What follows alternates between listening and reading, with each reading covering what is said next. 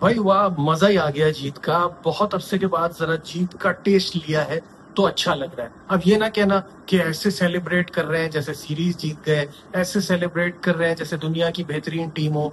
पाकिस्तान के पिछले WTC cycle के रिजल्ट्स देख लीजिए, जिन नंबरों पे हम आ रहे हैं ना, हमारा बनता है ऐसी जीत के बाद भी खुश होना। This is Najibul Hasnain, honestly speaking. जहां खुशी है वहां थोड़ा सा दुख भी है। दुख इस बात का है कि वेस्ट इंडीज ने आपको प्लेट में रख के पहला टेस्ट मैच भी दिया था, लेकिन आपने उसको एक्सेप्ट करने से इनकार कर दिया। अगर आप वहां थोड़ी सी ढंग की बैटिंग कर लेते, थोड़ा सा एडवांटेज ले लेते, थोड़ा टेल को जल्दी आउट कर लेते, जो गलतियां पहले टेस्ट मैच में हमने उनसे ज्यादा की, अगर कम करते तो ये सीरीज 2-0 से हमारी होती। बट नेवरदलेस पाकिस्तान एक तवील अरसे से वेस्ट इंडीज से सीरीज हारा नहीं था, तो इस बार भी ऐसा हुआ। पाकिस्तान ने यहाँ 8 विकेटों से कामयाबी हासिल की। Credit goes to Abdullah Shafiq.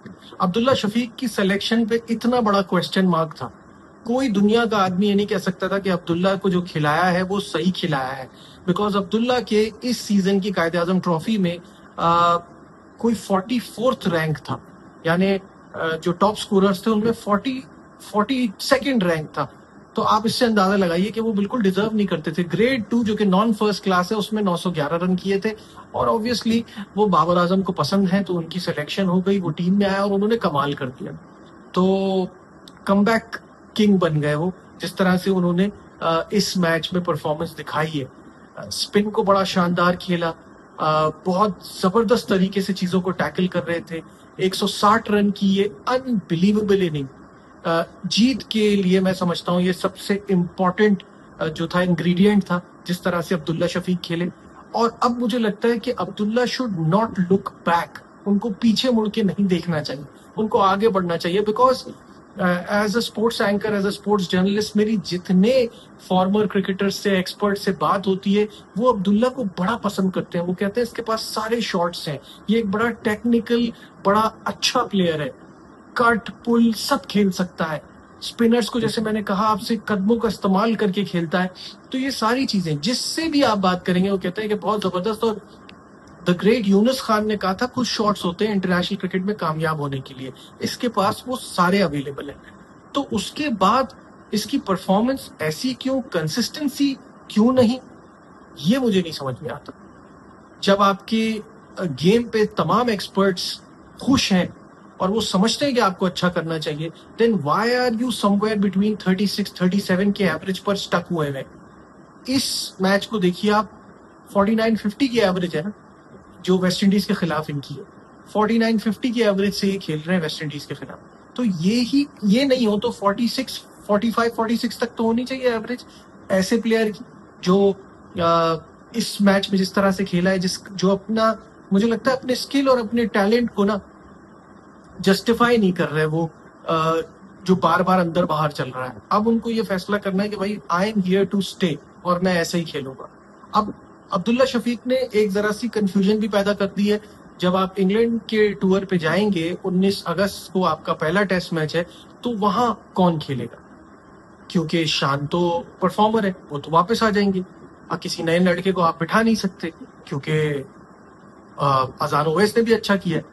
तो फिर लगता है फिर से नाम इमाम का आएगा, क्योंकि इमाम की परफॉर्मेंस ऐसी है जिस पे एक क्वेश्चन मार्क है। तो अगर इमाम बाहर होंगे तभी कोई ये टीम का बैलेंस बनेगा। खैर, वो तो आगे की बात है। जहां हमने बात की अब्दुल्ला शफीक की, वहां हमें वो जो पार्टनरशिप अब्दुल्ला ने बाबर के साथ लगाई वो भी इंतहाई अहम थी। 88 रन की पार्टनरशिप, 88 रन जो बाबर ने किए और दोनों ने मिलकर जो पार्टनरशिप लगाई, बस जस्ट अनबिलीवेबल।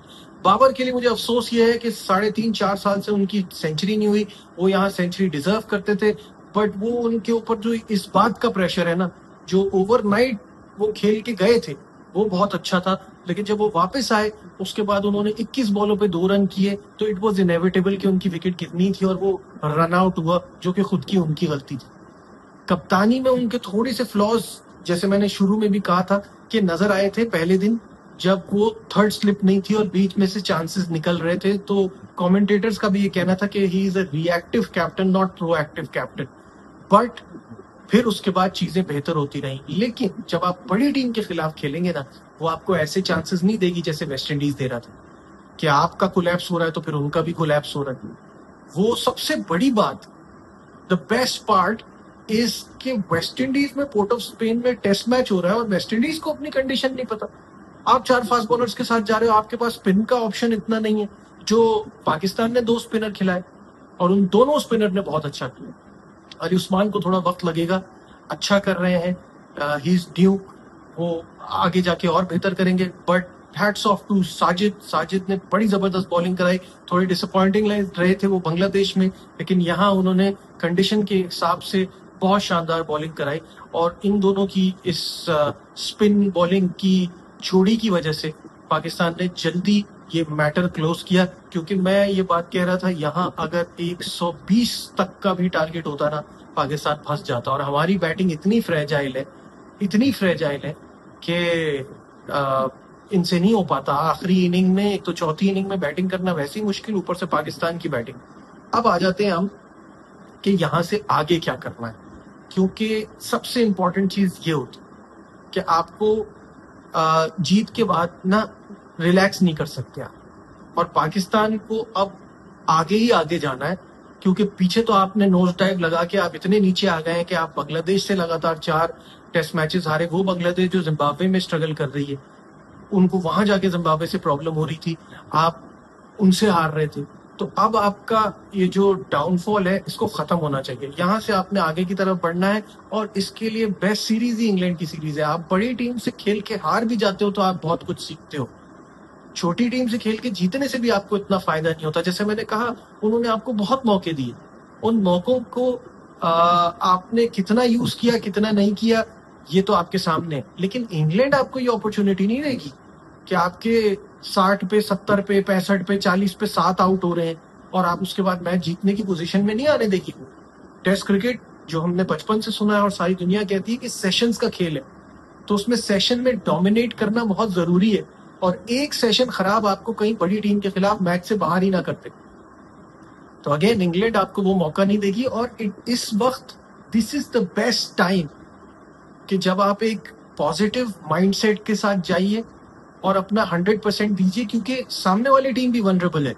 वो कैसे? कप्तान बदलेगा। जो रूट ने जो पिछली बार कप्तानी की है, वो अच्छे कप्तान नजर नहीं आ रहे।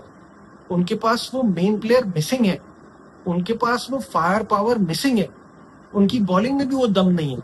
लेकिन सामने से ये देखना है कि आपको भी बैटिंग करना होगी ना, आपको भी बॉलिंग करना होगी। वो जो पाकिस्तान पेस बैटरी के लिए मशहूर था, अब आपके पास पेस ही नहीं मिलता। थोड़े से अपने फैसलों में कंसिस्टेंसी लानी होगी। ये नहीं हो सकता कि आपने एक मैच आमिर जमाल को खिलाया, मजा नहीं आया, बाहर कर दिया। जब उसको पहले बाहर किया था तो क्यों किया था? वापस लाए हैं तो अब उसको थोड़ा मौका दीजिए।